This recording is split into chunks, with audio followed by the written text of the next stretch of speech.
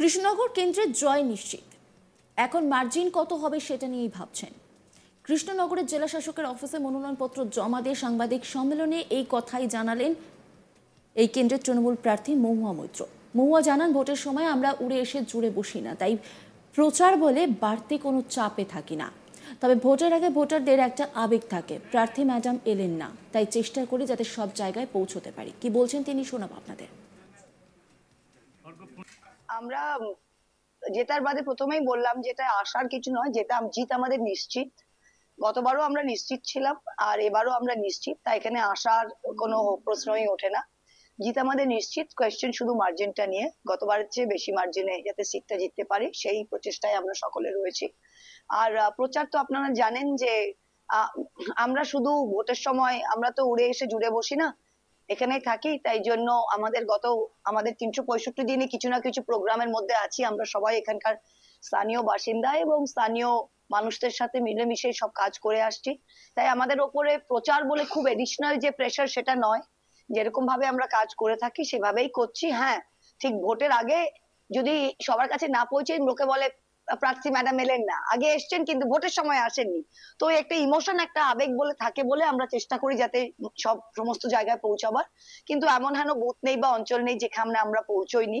কিন্তু ভোটের সময় আমরা আমাদের 50%-এর বেশি হয়ে গেছে। আগামী 3 সপ্তাহে আশা করি সব অঞ্চলে একটা করে র্যালি আর একটা করে স্ট্রিট কর্নার তো করাই হবে। কোনো ব্যক্তি বা বিরুদ্ধে ব্যক্তিগত কিছু বলতে আমাকে শোভা দেয় না, কাউকেই শোভা দেয় না। বিজেপি, আমি আগেও এটা বলেছি যে বিজেপির প্রার্থী কোনো ফ্যাক্টর নয়, আমার কাছে প্রার্থী অপ্রাসঙ্গিক। আমরা বিজেপি দল, তাদের ফ্যাসিস্ট আইডিওলজি, বিজেপি যে আমি তো বললাম দেশ বিক্রি করে দিচ্ছে, দেশকে ধ্বংস করছে, পুড়িয়ে দিচ্ছে, এর বিরুদ্ধে আমাদের লড়াই। প্রার্থী আমাদের কাছে কোনো ফ্যাক্টর নয়, আমরা লড়াইয়ের মতো লড়ছি। अमित शाह के बोल गए बेलूर घाट, तो हम तो जितना सेंट्रल लीडरशिप आए हम उनको वेलकम करते हैं। कृष्णनगर बहुत ही सुंदर शहर है, आइए, मिष्टान्न भांडार का मिठाई खाइए, नवद्वीप घूमिए, मायापुर जाइए, एंजॉय कीजिए, फिर दिल्ली वापस जाइए और वोट में हारिए। No problem. हर बार उन लोग आते हैं और उनका हर स्पीच से मेरा वोट 5000 बढ़ता है, इसीलिए हम सबको स्वागत जनाते हैं। কৃষ্ণনগর লোকসভা কেন্দ্রের সমস্ত বিধায়ক নেতৃত্ব ও বিশাল সংখ্যক কর্মী সমর্থক নিয়ে মিছিল ও বর্ণাঢ্য শোভাযাত্রা সহকারে নদিয়া জেলা শাসকের দপ্তরে মনোনয়ন জমা দিতে আসেন কৃষ্ণনগর লোকসভা কেন্দ্রের তৃণমূল প্রার্থী মহুয়া মৈত্র। কৃষ্ণনগর পোস্ট অফিস মোড় থেকে নদিয়া জেলা শাসকের দপ্তর পর্যন্ত বর্ণাঢ্য শোভাযাত্রায় উপস্থিত ছিলেন অসংখ্য তৃণমূল কর্মী সমর্থক। এরপর নদিয়া জেলা শাসকের দপ্তরে জেলা শাসক এস অরুণ প্রসাদের হাতে মনোনয়ন দাখিল করলেন কৃষ্ণনগর লোকসভা কেন্দ্রের তৃণমূল প্রার্থী মহুয়া মৈত্র। এই নিয়ে একটি রিপোর্ট তুলে ধরেছেন আমার কলিগ নিলয়, দেখাবো আপনাদের। জয় নিয়ে বিন্দুমাত্র ভাবছেন না তিনি। নিকটতম প্রতিদ্বন্দ্বিতার বিজেপি প্রার্থী অর্থাৎ রানীমা রাজমাতাকে নিয়েও তিনি ভাবতে নারাজ। তিনি ভাবছেন জয়ের মার্জিন কতটা বৃদ্ধি পাবে সেটা নিয়ে। আর মনোনয়নপত্র দাখিল করার আগে সাংবাদিক সম্মেলন করে একথাই জানালেন কৃষ্ণনগর লোকসভা কেন্দ্রের তৃণমূল প্রার্থী মহুয়া মৈত্র। গতকাল যখন তিনি মনোনয়ন জমা দিতে যান তার আগে সাংবাদিক সম্মেলন করেছিলেন, আর সেই সাংবাদিক সম্মেলন থেকে তিনি তোপ দাগেন রাজ্যের প্রধান বিরোধী দল তথা কেন্দ্রের শাসক দল বিজেপিকে নিশানা করে তিনি বিভিন্ন রকম সমালোচনা করেন। তার সমালোচনা থেকে বাদ যায়নি স্বয়ং প্রধানমন্ত্রী থেকে স্বরাষ্ট্রমন্ত্রী অমিত শাহ কেউই। তাদের কিন্তু বারবার তিনি নদিয়ার মাটিতে আসার আহ্বান জানাচ্ছেন, কৃষ্ণনগরে আসার আহ্বান জানাচ্ছেন, তার বিরুদ্ধে প্রচার করার আহ্বান জানাচ্ছেন। কিন্তু কেন? মোদি এবং শাহরা যতবার কৃষ্ণনগরের মাটিতে এসে প্রচার করবেন ততবারই তাদের 5000 করে ভোট ব্যাংক বৃদ্ধি পাবে, এমনটাই মহুয়া মৈত্র জানালেন। শুধু তাই নয়, তাদের বারংবার স্বাগত জানাচ্ছেন এবং কৃষ্ণনগরের বিখ্যাত সরপুরিয়া খাওয়ার কথা বলছেন, কখনো পার্শ্ববর্তী মায়াপুর সেখানে ভ্রমণ করতে যাওয়ার কথা বলছেন, তীর্থনগরী নবদ্বীপে ভ্রমণ করতে যাওয়ার কথা বলছেন, আবার দিল্লিতে গিয়ে তাদের রাজনৈতিক কর্মসূচি পালন করার কথাও তিনি বলছেন। আর এসব করলেই নাকি মহুয়ার ভোট ব্যাংক অত্যন্ত বৃদ্ধি পাবে, এই কথাটি তিনি বলছেন।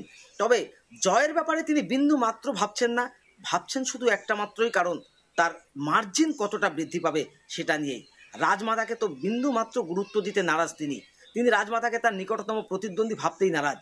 আর সেই কারণেই বারবার তিনি একই কথা বলছেন যে তার কোনো প্রতিদ্বন্দ্বী নেই, আমি শুধু জয় নিয়ে ভাবছি না, ভাবছি শুধু মার্জিন কতটা বৃদ্ধি পাবে তাই নিয়ে। কারণ আমরা দেখেছি বেশ কয়েকদিন আগে ইডি সিবিআই মহুয়া মৈত্রের কৃষ্ণনগরের বাড়ি থেকে শুরু করে করিমপুর এমনকি কলকাতার তার বাবার বাসভবনেও পর্যন্ত তল্লাশি শুরু করেছিল। আর সেটা কিন্তু তিনি আগাম পূর্বাভাস দিয়ে রেখেছিলেন যে এই রকম তার বিরুদ্ধে হতে পারে, এমনকি তিনি গ্রেপ্তারও হতে পারেন, এই কথাটাও তিনি বলে রেখেছিলেন। কিন্তু সেসবকে বিন্দু মাত্র আমল দিতে রাজি নন, কেননা বিরোধীরা তার বিরুদ্ধে এই রকম অপপ্রচার চালাবে সেটাই স্বাভাবিক।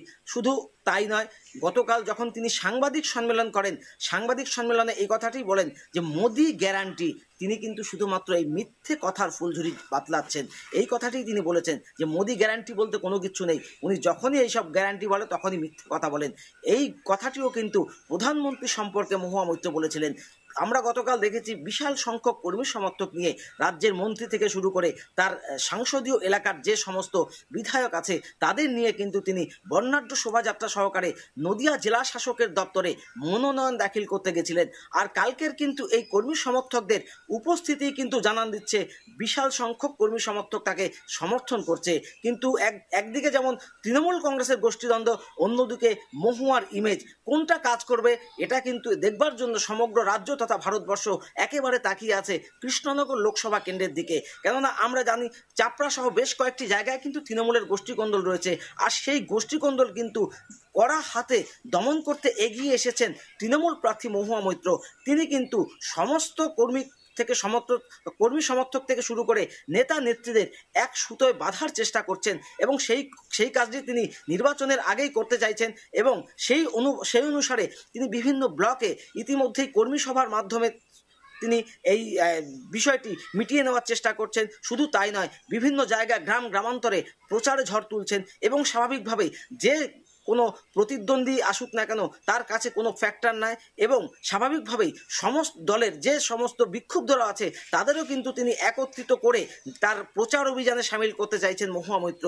এবং স্বাভাবিকভাবেই আর কয়েকটা দিন বাকি, তারপরেই দেখা যাবে যে কৃষ্ণনগর লোকসভা কেন্দ্র কার, রাজমাতার নাকি তৃণমূল প্রাক্তন সাংসদ মহুয়া মৈত্রের।